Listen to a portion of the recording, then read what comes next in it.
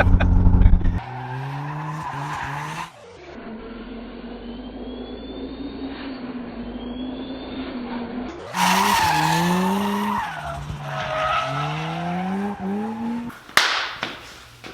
your favorite Rotary Bros!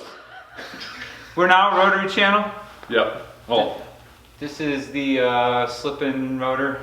Slip-in rotor? I don't know. I don't know. We're on the spot. We're not that creative. I don't know. I'm not that creative.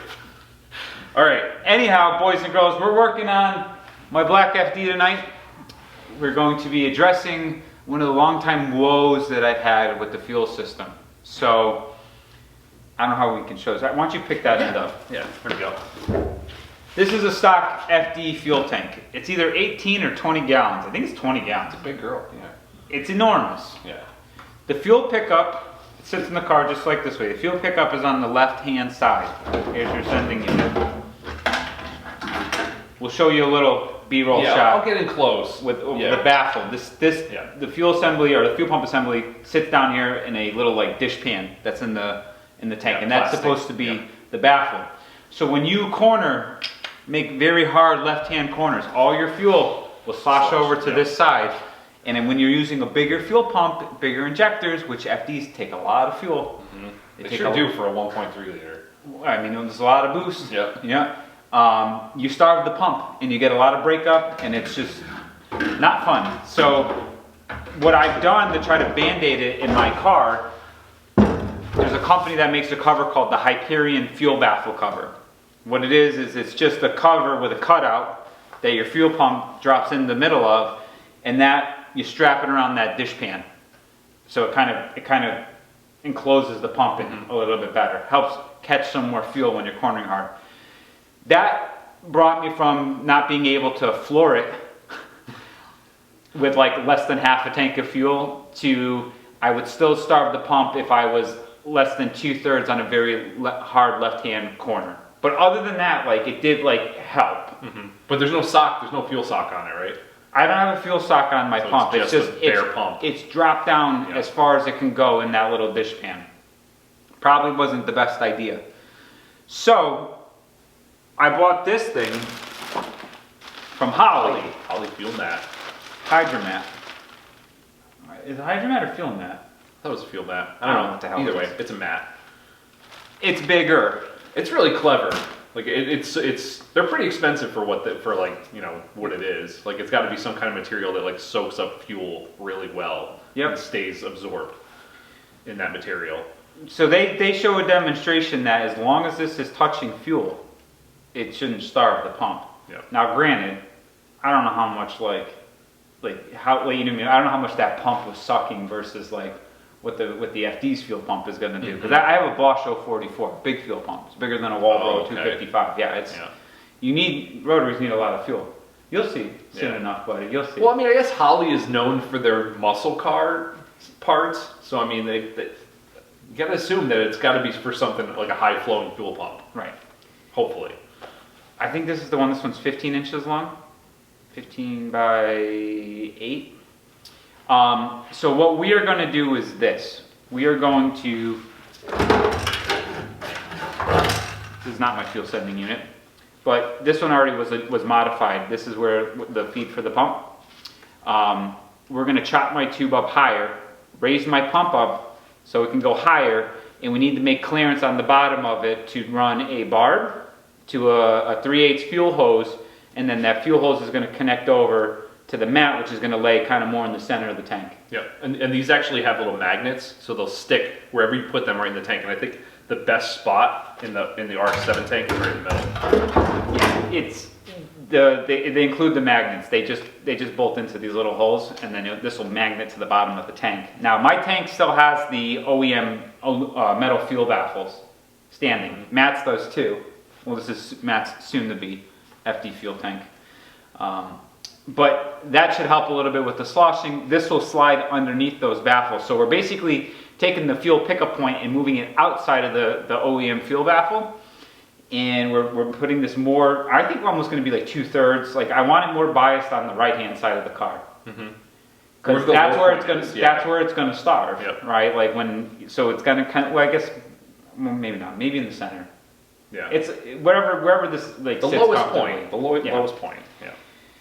So that's what we're gonna do, and that will hopefully solve the fuel pickup issues. Now, I don't run my tanks very low anyways because I have this whole thing about keeping a fuel pump outside of the fuel. It gets hot, right? Not to mention like if you're on track or whatever, like you're beating the car, like it's not good to start the fuel. You can ping a little bit, whatever, like it's not good. This one breaks up if you like, when it happens. It's violent, does not feel good, not happy. So I'm hoping as long as I can like drive aggressively like down to like a third of a tank, I would be happy. Yeah, I mean, I don't really go think below you a third should of a be tank able on my to. cars like this anyways.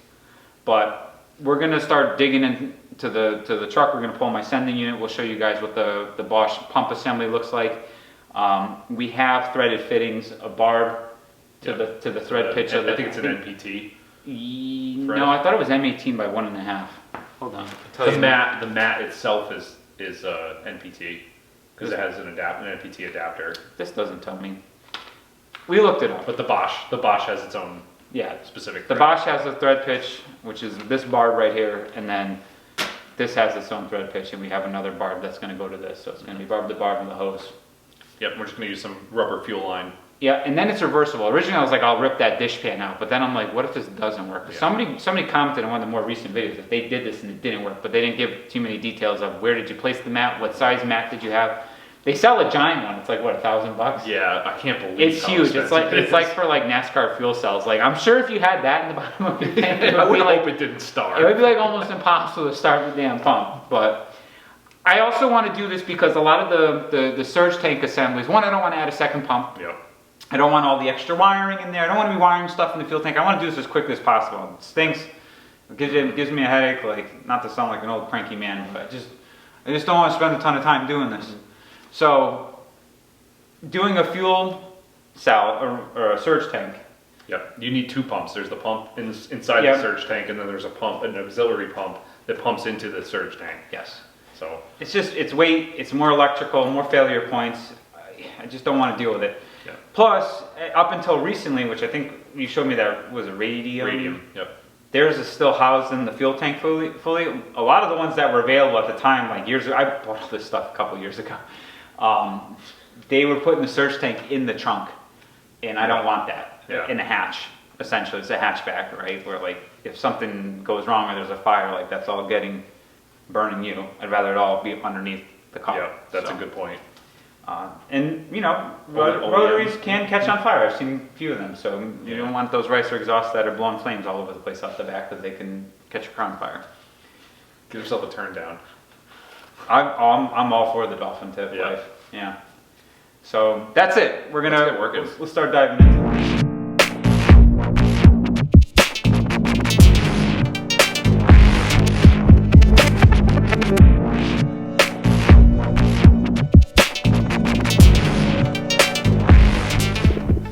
All right, it's out.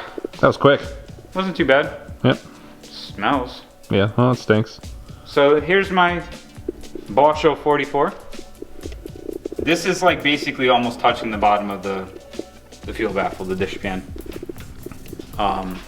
We're gonna thread this barb into the bottom of the pump here, but we gotta raise the pump assembly up as much as we can. This was already modified for the Bosch, so I think we're gonna take this section out and maybe continue this thread. I'm pretty sure this is just NPT thread, probably because there's Teflon in here.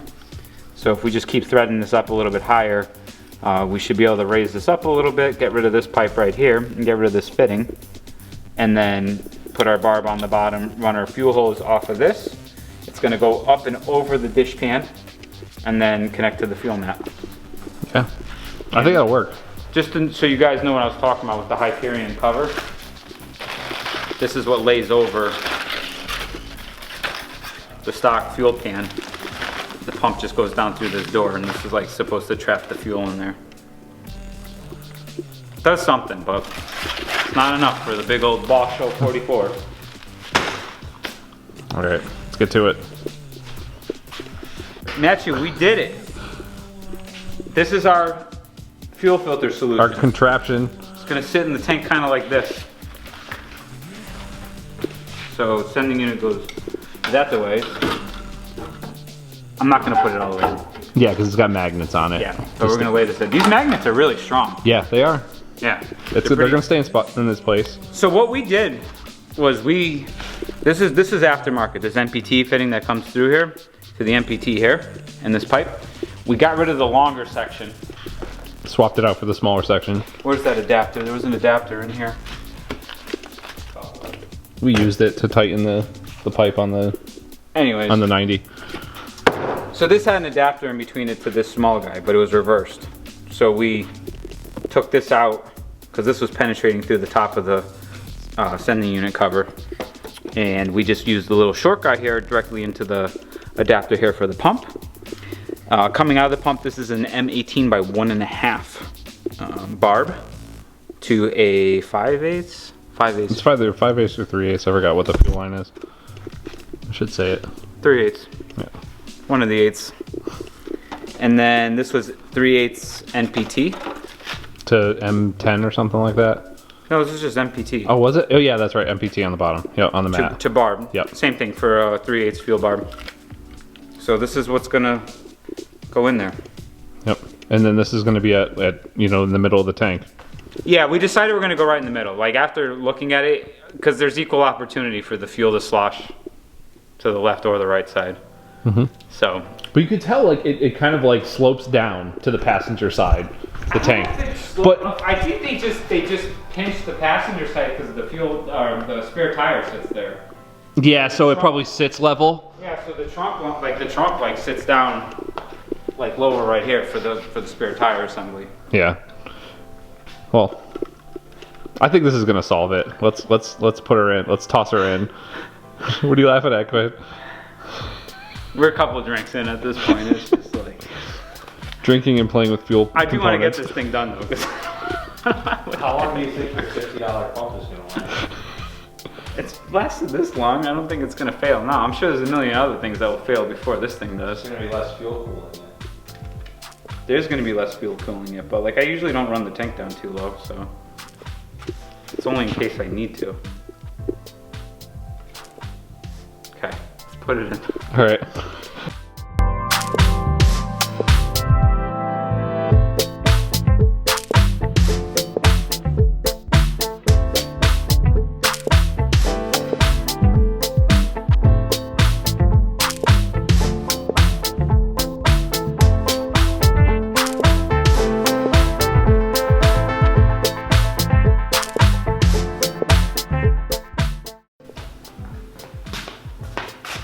We did it! Quinn, how long have you had that mat, that fuel mat? Years. Years. And we just got it done in a night. It wasn't that bad. No, it really wasn't that bad. I hope it works. I think it will. Theoretically, it seems like it should. You know, it may open up the possibility to slosh on a right-hand turn now because the mat's like basically in the center of the tank. But I don't think there's ever going to be fuel in that little tub, but not on the bottom part of the fuel tank. I think that the Holley mat has a nice spread. Well, the tub will act as kind of like a baffle Yep. on the, if you take a right-hand turn. Yep. It's got the big overhead baffles.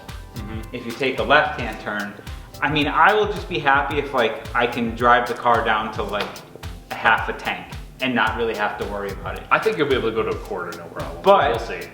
You know, when I had this car and I was doing that, I was on 180 treadwear, 255 wide Lots of grip. Kumo XSs. This car grips, like, it's got that heroic Miata grip to it. Yep. I'm not running grippy tires like that anymore. I'm down to a 300 treadwear, those Toyo Proxys Yeah. Kinda- have some fun tires. Pilot. Yep. And 235s, right? Wannabe things. 235s? 235. Yep. Yeah. What? Oh, actually, here they are. 235 4017. What are these called? These are a Proxys Sport. But the tread pattern looks a lot like a Michelin. Yeah. So it's like an equivalent to like an extreme contact. I think they're a little bit grippier. They rate them Yeah. at 300. I mean, the tread ratings, whatever, right? But, you know, my guess is going to be like kind of like a 300-ish, 3 to 3. It's probably really like a 340. Like, you know, the Michelin says the Super Sports are 300, but they're really 200. They grip like a 200. Yeah. But the tread pattern's similar, so like I think it should be okay. Yep. If it is, that's great because that means that there's no need for a surge tank, no need for a second fuel pump, no need for the extra wiring, and then we can transplant the same formula right over into your car. You didn't have to rip the dish pan thing out. Yeah, exactly. That's the nice thing about this thing, about your project and my project, is that I'm learning. Yeah. I'm learning things as we go, trial and error. I mean, he's already like learned so much from like sorting out his car as much as it is, and I'm just gonna, you know, move forward from that. We're gonna be FD bros. I know. It's gonna be nice to at least have somebody to go like drive RX-7s with. Yeah, we were talking not too long ago while we were working, and we were like, how cool would it be to like pull into like a Cars and Coffee with like a black and a white FD, one after another? Like, that's freaking cool. And we were saying you never we see those. Oh, sorry. No, that's right. And we were saying we should do like kind of like a Top Gear style road trip, and the two of them when they're both on the road. And Yeah, we know it's been done. Gears and Gasoline did it. They did a rotary one. yeah, but we'll actually hustle the cars and like drive them the way they're supposed to be driven. Yeah, we got to do something. So we're like that much closer. Like literally all that's left is from this. We got the bolts out of the body. Yep. We got the fuel and stuff all Two set. main things. And now it's just literally changing the cover on the turbo, a modified charge pipe elbow, Yep. fix the leak on the V-mount, Yep. Which that should be a quick tap. and that's kind of it. Yeah. I want to put my 4.44 diff in here, but that can go in whenever. At least we can drive the car right now. Like that's a separate project, kind of. Mm-hmm. That's not hard in these cars either. It's just similar to Miata setup, right? Yep, I think you just take the cap back off Yeah. and could drop the diff. So Do these have two-piece axles, or the single piece axle? That would be nice if it was a two-piece. I think they're two-piece. Don't you have one over here? No, No. they're two-piece. I'm pretty sure. Yeah. It's like an NB Miata. Yeah, it doesn't have stub shafts. Oh. Yeah. That's pretty easy. Oh no, that's one piece then. Yeah, one piece would be. I mean, it's not. That just means you have to pry it out. remove the axle. Yeah, it's not a big deal, but that would make it super easy. Yeah, no, I'm sorry. There is no stub shafts on them. They're one-piece axles like the NB. That's right. Yeah, that's it for tonight. That's it. Thanks for What else? tuning in, everybody. Yeah. I don't Like know, and subscribe, do all that shit. Yeah, do Like, all that stuff. Whatever that stuff you gotta say. Whatever you want to do. Engage in the video for us. Yeah, it helps. whatever pushes the algorithm. Yeah, just help the content. That's all our ask is. Yeah, we're I hope you guys enjoyed this. Yeah. If you have any questions, drop them in the comments. We'll do our best to answer them. But yeah, Project RX-7 is that much closer to running again. I mean, it runs, but it's just like being sorted.